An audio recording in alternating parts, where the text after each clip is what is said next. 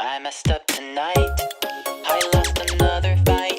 I still mess up, but I'll just start again. I keep falling down. I keep on hitting the ground. I always get enough. See what's next. Birds don't just fly. They fall down and get up. Nobody learns without getting it wrong. I won't give up, no, I won't give in till I reach the end and then I'll start again. No, I won't leave. I wanna try everything. I wanna try even though I could fail. Hello and welcome everybody to a special Zootopia Minute podcast, Minute 28. We are the Zootopia Minute podcast and we review, analyze, and discuss the award-winning movie Zootopia. And if you're listening to this on the week we are releasing it, I am now a published author, so I have now. Hey, congrats. Yes, I have a book on Amazon now and with all the major bookstores like Barnes & Nobles, so make sure to pick that up. But we're not here to talk about my book, we're here to talk about the movie Zootopia. I am your host, Choco, and I'm joined here with my other host. Simul, how's it going, guys? I said other host, but you're the only host I have. Co-host, so. The other host, yes, that is I. Maybe you're the other host. Who Maybe. is the other host, really? We will know. see. So, did you see Guardians of the Galaxy, too? No, I haven't. I honestly wasn't hugely into the first one, and I knew nothing about it before I saw the movie, the first movie. Same. It's got really big traction, but I never, it was cool, but I didn't really. Yeah. Welcome to the Zootopia podcast. Today's It subject, works. Guardians It's of a- the Galaxy. It's a Disney property now, so it's fine.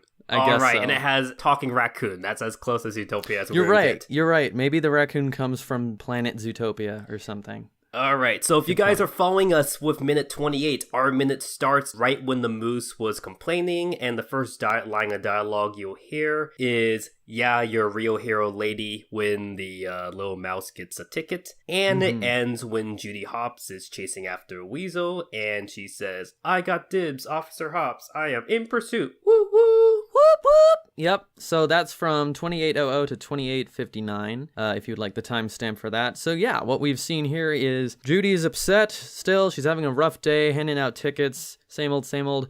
But suddenly, something happens. Her day becomes more interesting when a pig, a friendly pig, his flower shop is robbed by what appears to be a who's not a weasel. cop. And Judy runs after, takes the chance to say, you know what, I'm going to do something awesome now. I'm not going to settle for handing out parking tickets. I'm going to go after this weasel. And that is what happens in this minute. So it's a very exciting, action-packed minute. Yeah, definitely. but it starts off with Judy being a really negative Nancy. I mean, it's her second day on the job. Come on.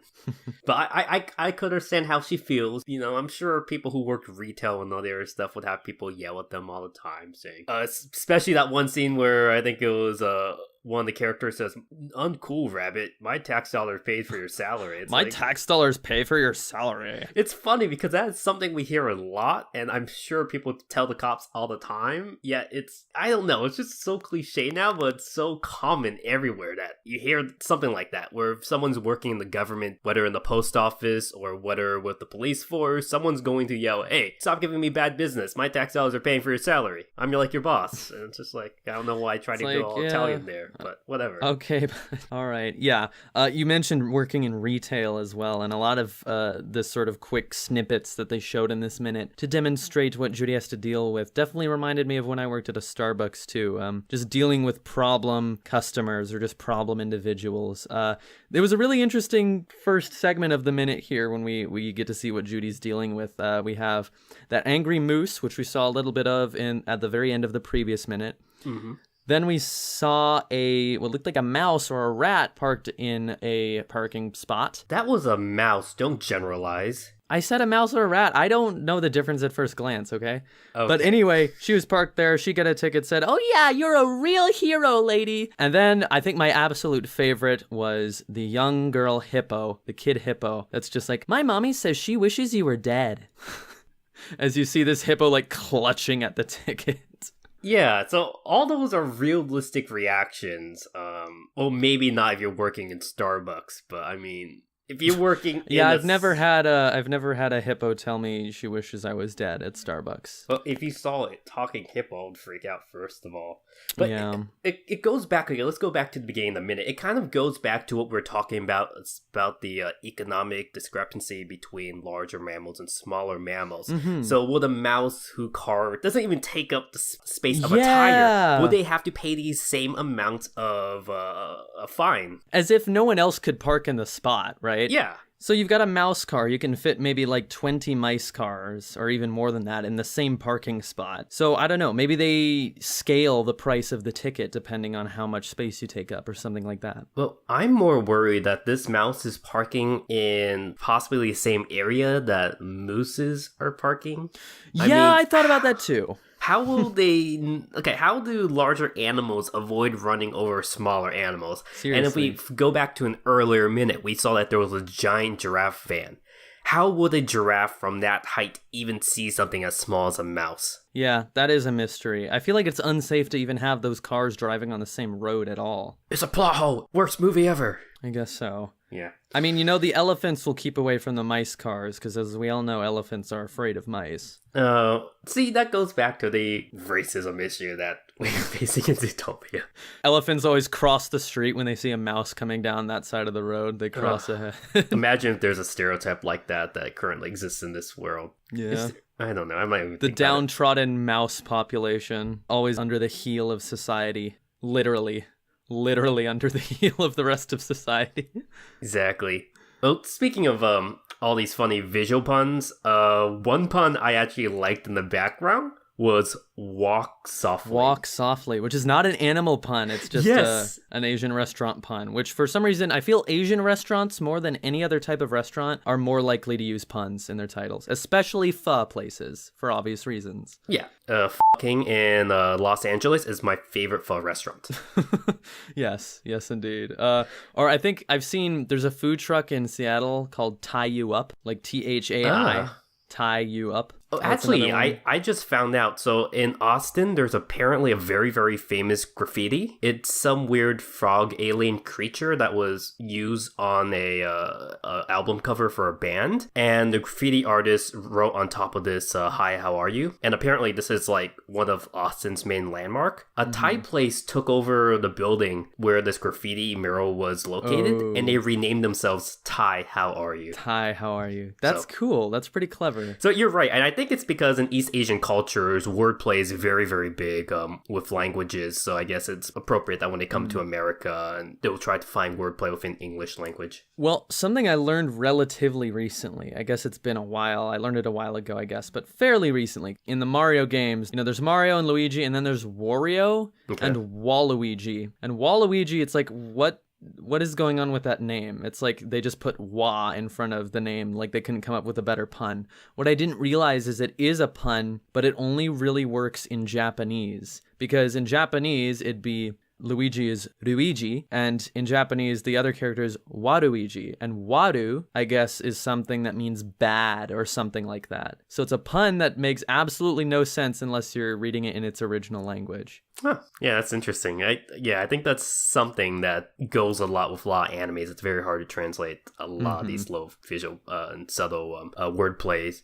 But aside from that, so we got wordplay that isn't animal-based, surprising enough. And thinking back to the last minute, we were thinking, what does the PB&J stand for with the AT&T thing? And one of our followers actually emailed us saying that actually referenced the Disney television cartoon show called PB&J, which Otter. is about a family of otters. So. PB&J Otter, which I remember on Disney Junior. I remember watching that when I was growing up. But I think that's a bit of a stretch. I forgot about that show, but when our follower messaged us with that, I was thinking there might be some connection in the sense that I guess they're both anthropomorphic animal worlds. But I was trying to find if any staffer on Zootopia actually worked on this show, and at this moment, I couldn't find any connection. Yeah, I don't think there's any real connection. I just think they saw, like, oh, we should have something here. Like, I think I mentioned in the previous episode, it's not really a pun, but it's some wordplay to say we can't put a real cellular carrier's name here, but we need something that looks recognizable enough so that you understand what it's referencing. The ampersand in PB&J lets you know, oh, it's a play on AT&T. Yeah, so it's interesting that in this world, we don't just get animal puns, but they're kind of throwing it all out there, which, is it fair? Well, I don't know. It's their gig. But what other puns did you find or wordplay in the background that you liked? The puns in this. Well, I guess we should really talk about this weasel and what's going on. But okay. What we see next, basically, Judy's, having a rough day. She's in her little tiny traffic enforcement car, and she's banging her head against the steering wheel saying, I am a real cop. I am a real cop. I am a real cop. And we see a blur whisk past her, and a pig comes out of a shop and says, oh my gosh, what the heck? And Judy's like, sir, if you have a complaint, you got to register it with traffic court, okay? And he's like, no, you don't understand. My shop was just robbed. Aren't you a cop? And so he came out of the shop next door, which is apparently a flower shop, and it's called Flora and Fauna. So there's, I guess, not a pun, but another interesting bit of wordplay there. Yeah, it's wordplay, but I have a big issue with this one specifically. In fact, I nailed it down when I saw that right away, that I have issues with this. Because Flora would make sense because it's a flower shop, but then fauna refers to animals, and they are animals. Yeah, so, it's flowers and human trafficking. Yeah, or animal trafficking. Is he the Cosmo Pizza of this world? We don't know. Oh my gosh. FlowerGate. Hashtag FlowerGate. But it is odd because just imagine if we had a shop called Flora and Homo Sapiens or something like that. It just would not work. So I think this one was a far stretch. Yeah, it's another stretch of a pun there. But if they did something like fauna, like a fawn, but still it would be kind of creepy to think that they had like little deer children in there. So I don't know. I think we're going too far into this. We are going to. We need what would Alex Jones's Zoosona be? What do you think? Well, he can't open the pickle jar, so we're ruling out octopuses and anything. Well, they said, okay, so at the flower shop, the black helicopter's coming down. Well, we saw it. He did make that conspiracy that I think the government is poisoning the water, turning frogs gay or something like that. So he could probably be a gay frog. He's Pepe. Oh, please. He's basically Pepe. Oh my gosh, that's perfect. We just made that come full circle. That is so perfect. Well, have you been following the news lately? Apparently, he lost his children in a custody court, and to I guess defend him, the lawyer basically said that the Alex Jones character is a performance actor. Yeah, yes. It's like a Stephen Colbert like character. So isn't that interesting? Because it's not like he's ever claimed to be that before, but now all of a sudden it's convenient. And I sympathize, and it's not great to lose custody ever, but I mean, come on. But do you actually think he's a performance artist? And what does that mean for all the people who actually follow him as if he is a legitimate news source? That I don't know what to think. It's a tricky situation. Have we might be on a bit of a tangent here, but yeah. So yeah, Alex Jones is Pepe in Zootopia. You heard it here first. That's what's happening. I guess back to the topic at hand. I want to make a joke that the cop in this case is not a pig. The pig is not the cop in this movie. No, it's the other way around. Again, it's a domesticated pig, which is interesting because they shouldn't be. Yeah, in a world without humans, you wouldn't have a pink pig. But again, I think the only reason they do that is so it's recognizable to the audience as a pig. But people know what boars are. Kids don't. Okay. I think smaller kids wouldn't. They think of pigs as these things with the pink curly tails, But anyway, back to the topic at hand. We have this weasel running out of the flower shop with the bag stuffed with who knows what. Maybe it's money, maybe it's flowers. Who knows what you would steal from a flower shop. I don't feel like they make a lot of money. You think they just steal flowers? Yeah, kind of strange. I don't know. Maybe it's Mother's Day and they forgot. Maybe, they don't want to be in the doghouse with their girlfriend, something like that. Anyway, Judy takes this opportunity to say, oh my gosh, finally, something interesting. Yes, I am a real cop, in response to the pig saying, are you a cop? Yes, I'm a real cop. Hang on, sir. I'll be right back with your bag of whatever he stole. Runs after. And finally, we get a bit of action for Judy. She jubilantly sheds her reflective safety vest and her little cute bowler collar cop hat and runs after this weasel perp. The weasel, who is voiced none other by the talented Alan Tudyk, Yes, I love Alan Tudyk. who has been in every Disney movie since Frozen, I believe. Before that, because he was in Wreck-It Ralph. He Yes, was Wreck-It King Ralph. Candy. And once again, he's playing the initial antagonist of the movie. Mm-hmm. So, Yeah, interesting. I We'll see where this love character goes. Alan Tudyk. Oh man, it makes me miss Firefly. That's where a lot of people might know him from, other than as voice acting. He was Wash in Firefly. Or he was the robot in Rogue One. Yeah, that's true too. He's been Rouge doing a One. lot of voice stuff lately. Also another Disney property, so there we go. Mm-hmm. That is weird. I'm still not adjusted to that Star Wars is Disney. Yeah, well, you'll get used to it, like Marvel and Lucasfilm. Yeah, eventually. And Pixar. All right, so we get to see a chase through, it looks like kind of the town square area, and it's really, really cool looking. If you actually have a chance to pause the scene, you can see all these little stands and shops in the background, and it's just like fantastic. It's a fully flushed out world. It's kind of like if you're going through like any major downtown area, you'll see this little area where there's cafes out, where there are little people selling knickknacks on the street, and you kind of see this in this area. So I like the attention to detail that even though this is on the scene for probably about 10 seconds, they do have a nicely built downtown area. Oh yeah. Well, I think, is this the same square that Judy first arrived in when she came to Zootopia, where the train station is? It looks really similar. It's similar, but I think it's somewhat different because the thing that looks similar would be the Times Square looking billboards, but the ones that she saw coming off of the train was completely different. Okay. Yeah, but it's really nice. We first see her chase this weasel through a bit of a small back alley, and we emerge on this nice town square, and the camera pans way up above the town square, and you get this really awesome establishing shot. And as Choco mentioned, if you're watching the movie with us, you should pause it there, because it's just a really cool scene to look at. A lot of detail. Now, one thing I thought was very, very interesting was the first character to actually acknowledge Judy as a cop was the antagonist Weasel. Before then, almost every character would question her being a cop or assume she was something else at first. But the first character who really acknowledged her as a cop was the Weasel when he says, "Can't stop me, copper." You're right. That's actually a very good point. I suppose... Yeah, you're right, because the elephant in the ice cream shop didn't recognize her as a real cop. He said meter maid. Her parents don't recognize her as a real cop. So you're right. That might be a significant moment of brief triumph for Judy right there. Yeah, I hadn't thought about that. Yeah, it's funny because we start this minute and she's like the most down. She's so depressed. Even when she's talking to the pig, I could feel her pain. She's like, you could dispute this in traffic court, blah, blah, blah. She's and just all on of a sudden, autopilot. she's now like energized, jumping after this. She's, like you said, shedding her cloak, her meter maid cloak, and she's after this weasel, and the weasel acknowledges her as a cop. So this is like a big jump in emotions from the beginning to the end of this minute. Yeah, so as they run into this town square, we see these gigantic police cars pull up and try to block the path of this weasel with the bag. Very gigantic. Yes, very gigantic, because these have the big pachyderm cops coming out, basically. We have a rhino, and he gets out of the car onto his radio, says, "It's Officer McHorn." We have a whatever code he said, someone running away. And there you go. There's our other pun for this minute. Officer McHorn, and he's a rhino, and rhinos have horns. You get it? That's so dumb. Funny. So funny.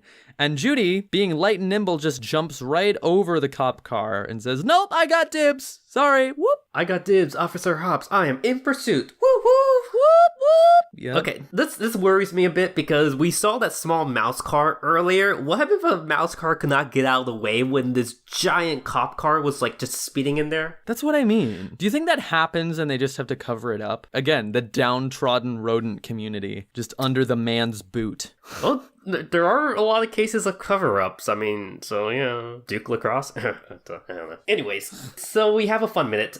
We have a big change of emotions with these characters. So what else do you have to say about this minute before we close up? Well, not a whole lot other than, like you've been mentioning, like we've been saying, this is suddenly a very big energy change here.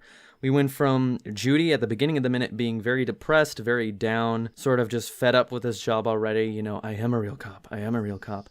to suddenly, we've done a complete 180 from that. Now suddenly there's real action here. She sees an opportunity to do what she's always wanted to do in taking this job in the first place. She wants to make the world a better place. She wants to keep Zootopia safe, and I think she jumps right on that opportunity the first time she sees it. So we'll have to see sort of what sort of results she gets out of making that sort of spur of the moment decision.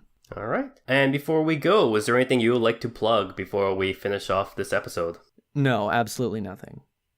Just kidding. Yeah, guys, so again, just a reminder, Choco and I are going to be at Everfree Northwest this coming weekend. So our panel is going to be on Saturday, and it's going to be the very first time we've ever done an episode of the podcast in front of a live audience. So we should clarify, it's not going to be live streamed or anything. We're not actually going to have access to internet, but if you are going to Everfree Northwest, please take the time to come to that panel because it'll be a whole lot of fun to finally get to see some of you guys in person. And we have a special guest for that episode. We have AC Racebaz, the self-proclaimed biggest Zootopia fan.